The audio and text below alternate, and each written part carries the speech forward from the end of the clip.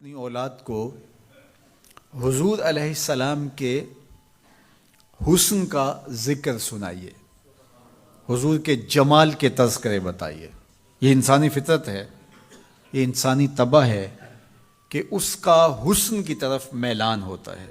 جہاں بھی حسن ہو، چاہے وہ پھولوں کی نزاکت میں ہو، لطافت میں ہو، وہ کوسے قضا کی رنگینی میں ہو، دھنک کی شوخیوں میں ہو، ساون کے چڑھتے بادلوں میں ہو، یا وہ جھیل کی بچھی ہوئی آنکھ میں ہو، یا پپیہے کی آواز میں ہو، بلبل کے خوبصورت لہجے میں ہو، کوئل کی دل نواز صدائے محبت میں ہو، حسن جہاں بھی ہوگا، جس روپ میں بھی ہوگا، دلکش ہوگا۔ تو جب یہ طے ہے کہ انسان طبعاً حسن کی طرف مائل ہوتا ہے، تو حضرت اقبال کہتے ہیں کہ پھر اس کو اس کا ذکر سناؤ اور اس کے حسن کی بات سناؤ، جہاں حسن بھی پانی بھرتا ہے، عشق بھی غلامی کرتا ہے۔ حضور کے حسن کا ذکر سناؤ۔ مکھ چند بدرشا متھے چمک دی لاٹ نورانی ہے، کالی زلف تے اکھ مخمور رکھی ہن مد بھریاں۔ کائنات میں بڑے سونے ہوں گے، بڑے جمیل اور حسین، مہوش اور خوبصورت ہوں گے، لیکن جو جمال اللہ نے آمنہ کے لال کو دیا وہ انہی کو ہی دیا ہے۔ لکھاں آئے لوک زمانے تے محبوب خدا جیا کوئی نہیں، لکھاں آئے لوک زمانے تے محبوب خدا جیا، لکھاں سونے بن بن بیندے نے او دی خاکے پا جیا کوئی نہیں، او دی خاکے پا جیا۔ جو حسن ان کے پاؤں کے ناخن میں رکھا ہے، جو حسن ان کی ایڑی میں رکھا ہے، اللہ اکبر، جو حسن ان کے تلووں سے نکلنے والی گرد میں رکھا ہے، ان کے نالین کے جوڑوں سے نکلنے والی دھول میں رکھا ہے، وہ کہکشاؤں میں بھی نہیں ہے۔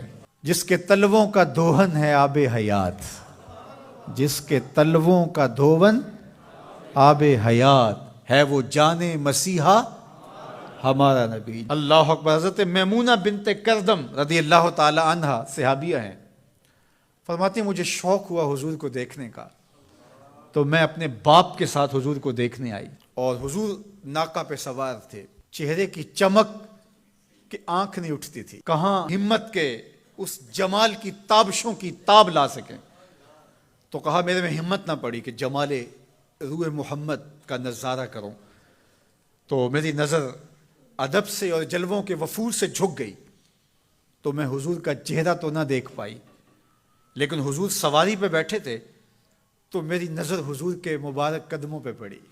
فما نسیتو فیما نسیتو طولا اصبعہ، فرماتے ہیں کہ حضور کی مبارک انگلی کی لمبائی اور اس کا جمال اور اس کا اعتدال اور اس کا حسن، فرمایا مدتیں گزر گئیں، ابھی تک وہ سحر اترتا ہی نہیں ہے، ابھی تک وہ نشہ ہی نہیں اترا۔ کہا چہرے کو تو نہیں دیکھ سکی، لیکن میں حضور کی مبارک پاؤں کی ایک انگلی کی زیارت کی ہے، اور میری نظر بس وہی پڑی، اور ایک لمحے کے لیے پڑی، اور دوبارہ دیکھنے کی تاب بھی نہیں ہوئی، لیکن حضور کی انگلی کا وہ جمال اب تک میرے خیالوں میں بسا ہوا ہے۔ یار جس کے مبارک پاؤں کی انگلی اتنی جمیل ہے کہ سال گزرنے کے بعد وہ سحر ختم نہیں ہوتا، اس کی پیشانی کی چمک کا عالم کیا ہوگا، اس کے رخساروں کا جمال کیسا ہوگا۔ تو ایک شاعر نے تو قلم توڑ دیا، اس نے کہا کہ قدموں پہ جبیں کو رہنے دو، قدموں پہ جبیں کو رہنے دو، چہرے کا تصور مشکل ہے۔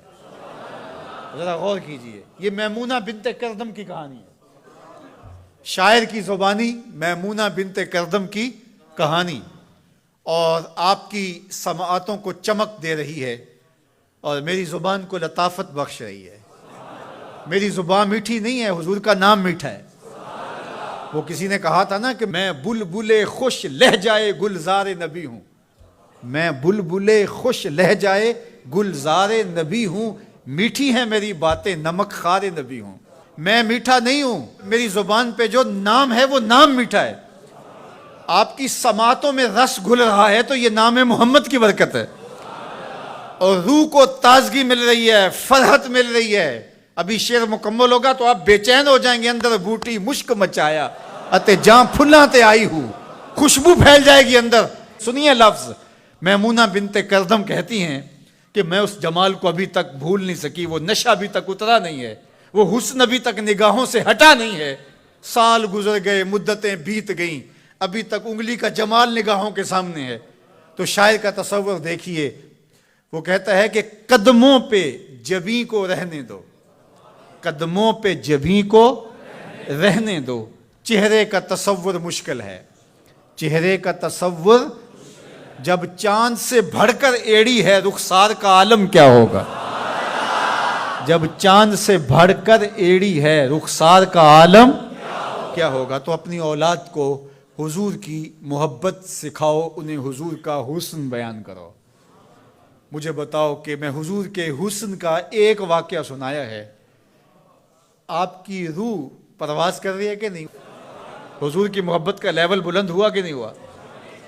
اور یہ ابھی حضور کی مبارک انگلی کا حسن تھا، ابھی رخ منور کا تذکرہ نہیں چھڑا، ابھی پیشانی کی کہانی نہیں چھڑی، ابھی تو لب لالی کی بات نہیں ہوئی، ابھی تو زلف عنبری کی کہانی نہیں چھڑی، ابھی تو ان کی مبارک آنکھوں کی بات ہی نہیں ہوئی۔